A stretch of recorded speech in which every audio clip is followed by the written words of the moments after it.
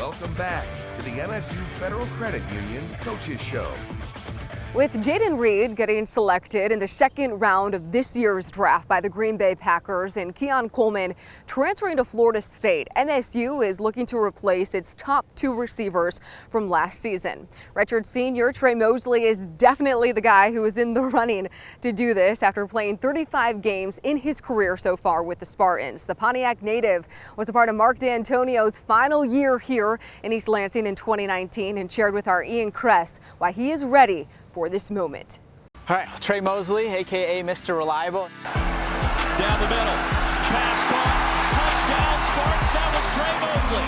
17 in green and white, now getting it done to the end zone, caught, Tre Mosley, touchdown, Michigan State. What do you like about that nickname? I love it. It just shows that the MSU fan base, they appreciate what I bring to the table and on the field, and I'm thankful for it. It's caught by Mosley, touchdown Michigan State. Great football.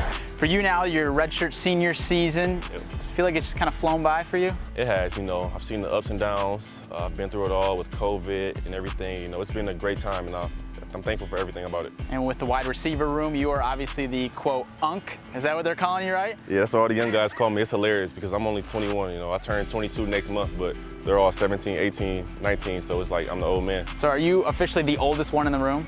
My Tory is older than me by a few months. I think I'm like the third or fourth oldest. Oh, really? Yeah, but I've been here the longest. Well, for you then, with the experience you've had with other receivers that have come through this program, Darryl Stewart, Cody White, Jalen Naylor, Jayden Reed, what have you taken from them that has really helped you now as you get ready for this season?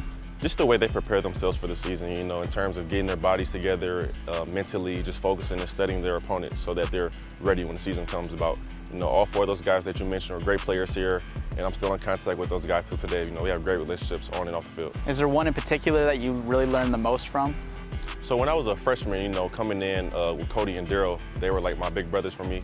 I met them throughout the recruiting process, and then me and Cody kind of grew up in the same area as well. So those two were the ones I looked up to when I first got here, and then over the years, my relationship with Jayden and Jalen grew even stronger.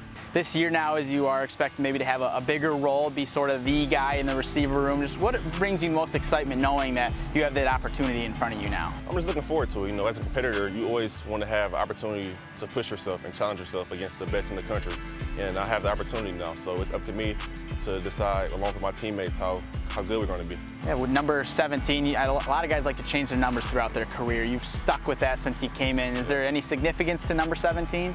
Just want Sean trying to be consistent, coming in and not switching my numbers just so that myself, my family, my friends, they know to recognize that's me. 17 is my number. I came in with that number, and I'm going to finish with that number. Right here, he goes up and suns two of those dogs. Woo! What a catch by Tre Mosley. People look at Tre. What is something maybe they wouldn't know about you that you would like to share? Just the person I am off the field. People know me from the things they see on TV, but off the field, I try to be the best teammate I can possibly.